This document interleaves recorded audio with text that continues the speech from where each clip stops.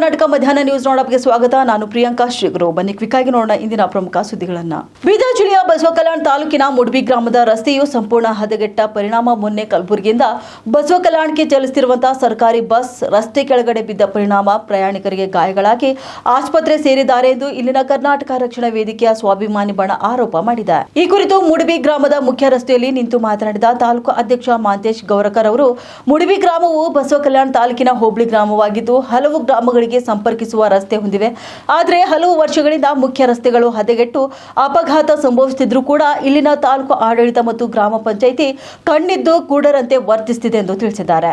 ಹದಗೆಟ್ಟ ರಸ್ತೆಯಲ್ಲಿ ವಾಹನ ಸವಾರರು ತಮ್ಮ ಜೀವವನ್ನ ಕೈಯಲ್ಲಿ ಹಿಡಿದುಕೊಂಡು ವಾಹನ ಚಲಿಸುವ ಪರಿಸ್ಥಿತಿ ನಿರ್ಮಾಣವಾಗಿದೆ. ಮುಡಬಿ ಗ್ರಾಮವನ್ನ ತಾಲೂಕು ಆಡಳಿತ ಮತ್ತು ಜನಪ್ರತಿನಿಧಿಗಳು ಸಂಪೂರ್ಣ ನಿರ್ಲಕ್ಷ್ಯ ಮಾಡುತ್ತಿದ್ದಾರೆ ಎಂದು ಆರೋಪ ಮಾಡಿದ್ದಾರೆ. ಅಲ್ಲದೆ ಇಲ್ಲಿನ ವಿದ್ಯಾರ್ಥಿಗಳು ಹಾಗೂ ಸಾರ್ವಜನಿಕರು ಶಾಲೆ, ಆಸ್ಪತ್ರೆ, ನೆಮ್ಮದಿ ಕೇಂದ್ರಗಳಿಗೆ ಹೋಗಲು ಸೂಕ್ತ ರಸ್ತೆಗಳಿಲ್ಲ. ಕೂಡಲೇ ಇಲ್ಲಿನ ಅಧಿಕಾರಿಗಳು ಎಚ್ಚೆತ್ತುಕೊಂಡು ಮುಂಬರುವ 15 ದಿನಗಳ ಒಳಗೆ ಮುಡಬಿ ಗ್ರಾಮ ಮುಖ್ಯ ರಸ್ತೆಗಳು ಸೇರಿ ಓಣಿಯ ರಸ್ತೆಗಳು ಕೂಡ ನೂತನವಾಗಿ ನಿರ್ಮಾಣ ಮಾಡಬೇಕು. ಇಲ್ಲದಿದ್ದರೆ ನಮ್ಮ ಕರ್ನಾಟಕ ರಕ್ಷಣಾ ವೇದಿಕೆ ಸಂಘಟನೆಯಿಂದ ಉಗ್ರ ಹೋರಾಟ ಮಾಡಲಾಗುವುದೆಂದು ಖಡಕ್ ಎಚ್ಚರಿಕೆಯನ್ನು ನೀಡಿದ್ದಾರೆ.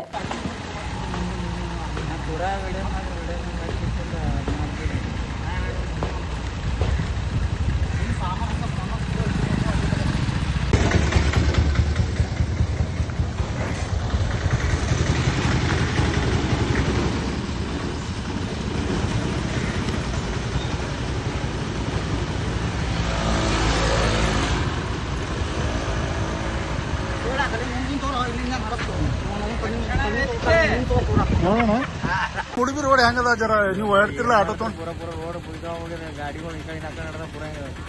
ಇಲ್ಲ ನಿನ್ನೊಂದು ಬಸ್ ಬಿ ಏನೋ ಆಕ್ಸಿಡೆಂಟ್ ಆಗ್ಯದ ಅಂತ ಹೇಳತ್ತಾರ. ಹಾ ಹೊಲ್ದ ಹೋಗ್ಯದ.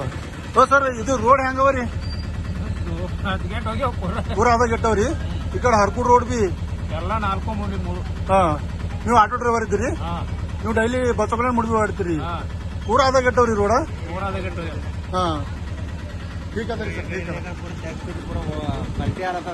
हाँ ठीक है ಸರ್, ठीक है. ಉಡುಪಿ ಕ್ಷೇತ್ರವನ್ನು ಯಾಕೆ ಕಡೆಗಣಿಸ್ಲತ್ತಾರ? ಏನ್ ನಮ್ ಜನರು ಓಟ್ ಹಾಕಿಲ್ಲೇನ ಅವ್ರಿಗೆ? ನಮ್ ಜನರಿಗೆ ಯಾಕೆ ಈ ತರ ಕಡೆಗಣಿಸ್ಲತ್ತಾರ? ನೋಡ್ರಿ, ನಮ್ ಕ್ಷೇತ್ರದಾಗ ಇಲ್ಲ ಅಂದ್ರು 4 ಕಲ್ಲಿನ ಕಣಿಗಳು ಬರ್ತಾವ. ಅವೇನ್ರ ಒಂದು 20 ಟ್ಯಾಕ್ರಿಗಳು ಓಡ್ತಾವ. ಇಲ್ಲಿ ಪ್ಲಾಂಟ್ಗಳು ಹಾಕ್ಯಾರ ಸೋಲಾರ್ಗಳದು.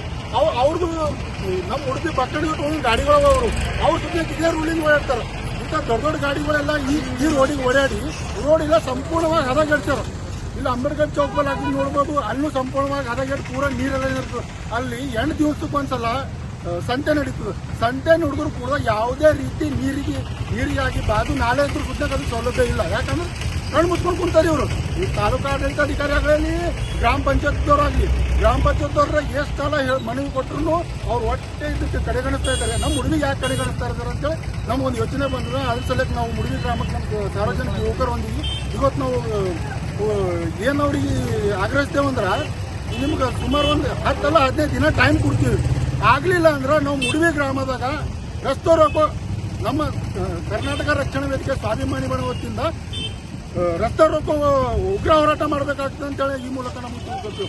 ಇಲ್ಲಿ ನಮ್ಮ ಜೊತೆ ನಮ್ಮ ಊರದ ಯೂತ್ ಅವರು ಶಿವಪುತ್ರ ಹೋಗೋರು ಮಾತಾಡ್ತಾರೆ ಕೇಳಿ. ಶರಣಾರ್ಥಿಗಳು, ನಿಮಗೆಲ್ಲ ತಿಳಿದಿರುವಂಥ ವಿಚಾರ. ನಿನ್ನೆ ದಿವಸ ನಮ್ಮ ಮುಡಬಿ ಗ್ರಾಮದ ಒಂದು 2 ಕಿಲೋಮೀಟರ್ ದೂರದಲ್ಲಿ ಪೊಲೀಸ್ ಠಾಣೆ ಹತ್ರ ನಮ್ಮ ಕರ್ನಾಟಕ ರಾಜ್ಯ ರಸ್ತೆ ಸಾರಿಗೆ ಸಂಸ್ಥೆಯ ಒಂದು ಬಸ್ ಅನಾಹುತ ಆಗಿದೆ. ಅದಕ್ಕೆ ಕಾರಣ ಏನಂತಂದ್ರೆ, ಇಲ್ಲಿ ರಸ್ತೆಗಳನ್ನು ನೀವು ವೀಕ್ಷಣೆ ಮಾಡಿ ನೋಡಿದಾಗ ಅವು ರಸ್ತೆಗಳಂತ ಅನ್ಕೊಳ್ಳೋದೇ ಅಲ್ರಿ. ನೀವು ಒಂದು ಬಸ್ನ ಕುಂತು ಹೋಗ್ತಾ ಇದ್ದೀರ ಅಂತಂದ್ರೆ ನಿಮ್ಗೆ ಯಾವ ರೀತಿ ಫೀಲ್ ಆಗ್ತದೆ ಅಂತಂದ್ರೆ, ತೂಗಿ ಅಲೆ ಒಳಗೆ ಜೋಕಾಲಿ ಒಳಗೆ ಕುಂತು ಯಾವ ರೀತಿ ಹೋಗ್ತೀರಿ ನೋಡಿ, ಸಂಪೂರ್ಣ ಹದಗೆಟ್ಟು ಹೋಗಿರೋ ರಸ್ತೆಗಳು. ಅದಕ್ಕೆಲ್ಲ ಕಾರಣ ಯಾರು? ನಾನು ನೇರವಾಗಿ ಏನು ಹೇಳಕ್ಕೆ ಬಯಸ್ತೀನಿ ಅಂತಂದ್ರೆ, ಸಂಪೂರ್ಣವಾಗಿ ಆಡಳಿತ ವ್ಯವಸ್ಥೆಯ ವೈಫಲ್ಯ. ಸಂಬಂಧಪಟ್ಟಿರ್ತಕ್ಕಂಥ ಇಲಾಖೆಯವರು ಈ ಬಗ್ಗೆ, ಇದು ಪ್ರಥಮ ವಿಡಿಯೋ ಅಲ್ಲ, ಈ ಬಗ್ಗೆ ಸಾಕಷ್ಟು ವಿಡಿಯೋ ನಮ್ಮ ಸಹೋದರ ಆಗಿರ್ತಕ್ಕಂಥ ಮಾಂತೇಶ್ ಗೌರ್ಕರ್ ಆಗಿರಲಿ, ಸರ್ವ ಸಂಘಟನೆಯ ಎಲ್ಲ ಸದಸ್ಯರು ಈ ಬಗ್ಗೆ ಹಲವಾರು ಬಾರಿ ಪ್ರಸ್ತಾಪ ಮಾಡಿದ್ದಾರೆ. ಆದರೂ ಸಹ ಈ ಬಗ್ಗೆ ಯಾರು ಕ್ರಮ ವಹಿಸ್ತಾ ಇಲ್ಲ. ಯಾರು ಹೇಳೋರಿಲ್ಲ ಅಂತಂದಂಗೆ.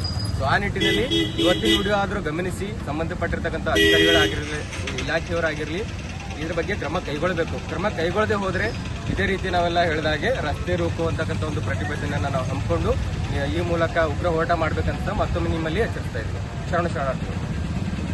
ಹೇಳ್ರಲ್ಲ ವಾಲ್ಮೀಕಿ ಕಬ್ಬು ಬಂದ್ರಿ ಪೂರಾ ಎಲ್ಲ ಎಲ್ಲ ನಿಮ್ಮ ವಾಲ್ಮೀಕಿ ಚೌಕಾಲಿ ಮಹಾನ್ ವ್ಯಕ್ತಿಗಳು ಏನೇನವ ಎಲ್ಲಿ ಹಸಿರು ಚೌಕಾಲಿ ವಾಲ್ಮೀಕಿ ಚೌಕಾಲಿ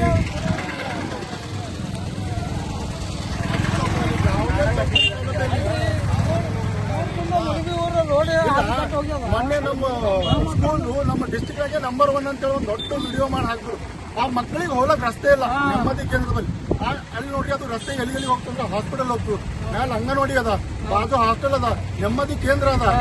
ಇಷ್ಟೆಲ್ಲ ಹೋಗೋ ಸರ್ಕಾರಿ ರಸ್ತೆ, ಸರ್ಕಾರಿ ಇಲಾಖೆ ಹೋಗೋ ಒಂದು ಒಂದೇ ದಾರಿ, ಆದ್ರೂ ಪೂರ ಸಂಪರ್ಕ ಹದಗೆಟ್ಟು ಹೋಗ್ಯದ. ಯಾಕೆ ನಿರ್ಲಕ್ಷ್ಯ ವಹಿಸ್ಲತ್ತದೆ ಅಧಿಕಾರಿಗಳಂತ ನಮ್ಮಲ್ಲಿ ಅರ್ಥ ಆಗಲ್ಲ ಹೋಗ್ಯದ. ಪೂರಾ ಮಾಡಂತೇಳಿ ಮಾಸ್ಟರ್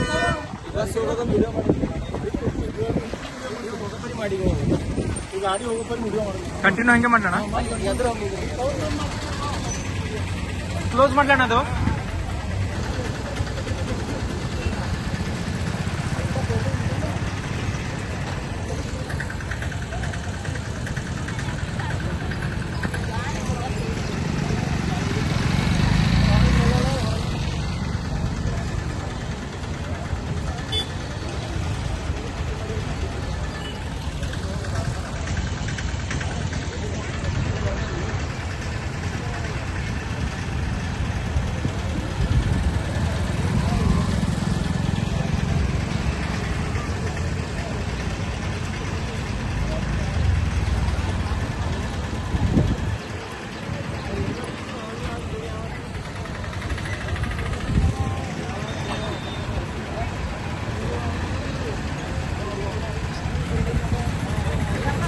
ಅಂತಂದ್ರೆ ಅವು ಕರೆಕ್ಟ್ ಒಟ್ಟೆ ಇದು ಸಮಸ್ಯೆ ಹೊರಗೆ ಬಿತ್ತು ಅಂತಂದ್ರೆ ಒಂದು ಅನಾಹುತ ಆಯ್ತು ಅಂತಂದ್ರೆ ಮಕ್ಕಳು ಅನಾಹುತ ಆಯ್ತದ. ನೀವು ಹೊರ ಬಿದ್ದರೆ ನೋಡಕ್ ನೋಡ್ರಿ, ಅಲ್ಲಿ ಬಿ ಫೋನ್ ಇದು ಆಗ್ಯದ, ಅಲ್ಲಿ ಬಿ ಫೋನ್ ಇದು ಆಗ್ಯದ. ಯಾವ ರೋಡ್ ನಮಗೆ ಸರಿಯಾಗದಕ್ಕಂತ ಹೇಳ್ರಿ ನೋಡ್ರಿ. ಯಾವ್ದು ರೋಡ್ ಕರೆಕ್ಟ್ ಅದ, ಇಲ್ಲ ಬಸ್ ಸ್ಟ್ಯಾಂಡ್ ಯಾವ್ದು ರೋಡ್ ಕರೆಕ್ಟ್ ಅದ, ಚೌರಸ್ತ ಅಂತ ಎದಕ್ಕೆ ಅಂತಾರೆ ಸರಿ ಹೇಳ್ರಿ ನೋಡ್ರಿ. ಬರಬಾರ್ದು ಸರ್, ಬರಬಾರ್ದು. ಇದ್ದಿದ್ದು ಹೇಳಕ್ಕೇನದ ರೀ, ಅದಕ್ಕೇನದ ನೀವು ಹೇಳ್ರಿ. ನಮಸ್ಕಾರ. ಇಂದು ನಾವು ಮುಡಬಿ ಗ್ರಾಮದಲ್ಲಿದ್ದೀವಿ. ನಾವು ಬಂದಿರೋ ವಿಷಯ ಏನಂದ್ರೆ, ನಿನ್ನೆ ಒಂದು ಬಸ್ಸಿನ ಅನಾಹುತ ನೋಡಿದೇವೆ. ರೋಡಿನ ಸಮಸ್ಯೆಗಾಗಿ ನಿನ್ನೆ ಒಂದು ಬಸ್ಸು ಗುಲ್ಬರ್ಗದಿಂದ ಬಸವಗಣ ಹೋಗೋ ಬಸ್ಸು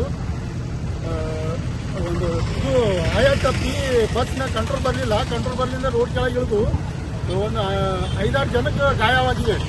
ಅದು ರೀಸನ್ ಏನಂತಂದ್ರೆ ಡ್ರೈವರ್ ಅವ್ರಿಗೆ ಹೇಳ್ತಾರೆ, ರೋಡಿನ ಸಮಸ್ಯೆ ಭಾಳ ಹದಗೆಟ್ಟದ್ರಿ. ಅವ್ರ ಸಲಕ್ಕೆ ಆಯಾ ತಪ್ಪಿ ನಾವು ರೋಡ್ ಕೆಳಗೆ ಇಳಿದ ಅಂತ ಹೇಳ್ತಾರೆ. ನಮಗೆ ಒಂದು ಅರ್ಥ ಆಗೋದು, ನಮ್ಮ ಮುಡಬಿ ಗ್ರಾಮ ಏನು ಗುಲ್ಬರ್ಗ ಡಿಸ್ಟಿಕ್ಕಿನ ಬರ್ತದ, ಏನು ನಮ್ಮ ಬೀದರ್ ಡಿಸ್ಟಿಕ್ಗೆ ಬರ್ತದ ಅಂತ. ಯಾಕಂದ್ರೆ ಯಾವುದೇ ರೀತಿಯ ನಮ್ಮ ಮುಡಬಿ ಗ್ರಾಮದಾಗ ಅಭಿವೃದ್ಧಿನೇ ಇಲ್ಲ. ಬಸ್ ಸ್ಟ್ಯಾಂಡ್ ನೋಡ್ಬೋದು, ಇಲ್ಲಿ ನೆಮ್ಮದಿ ಕೇಂದ್ರ ರಸ್ತೆ ನೋಡ್ಬೋದು, ಮೇನ್ ರಸ್ತೆ ನೋಡ್ಬೋದು, ಈ ಕಡೆ ಗಂಗೂರ್ಗಾಂವ್ ಹೋಗೋ ರಸ್ತೆ ನೋಡ್ಬೋದು, ಈ ಕಡೆ ಚಿಕ್ಕಬಳ್ಳಾಪುರ ಹೋಗೋ ರಸ್ತೆ ನೋಡ್ಬೋದು. ಯಾವುದೇ ರೀತಿ ರಸ್ತೆದು ಪೂರಾ ಸಂಪೂರ್ಣವಾಗಿ ಹದಾಗತ್ತೇವೆ. ನಮಗೆ ತಿಳಿ ಹೇಳಿದ್ರೆ ಇಲ್ಲಿ ರೋಡ್ ಮಾಡಿ ನಮ್ಗೆ ನೆನಪೇ ಇಲ್ಲ. ಆ ರೀತಿ ಹದಗೆಟ್ಟಿರೋ ಒಂದು ನಮ್ಮ ಮುಡಬಿ ರಸ್ತೆ ಆಗ್ಯದ. ಈ ಮುಡಬಿ ಗ್ರಾಮಕ್ಕೆ 40-44 ಹಳ್ಳಿಗಳು ಬರ್ತಾವ. ಇಲ್ಲ ಆ ಕಡೆ ಗಲ್ಲೆಗೆಲ್ಲ ಎಲ್ಲ road 3 road, road, Gulbarga road, ಈ ಕಡೆ ಬಸವಕಲ್ಯ ರೋಡ, ರಾಜೇಶ್ವರ ರೋಡ ಎಲ್ಲ ವಿನಂತಿ ಮಾಡಿ ಮಾಡಿಸ್ತಾರೆ ಎಲ್ಲರೂ ಕಲ್ತು ಕಸಿ.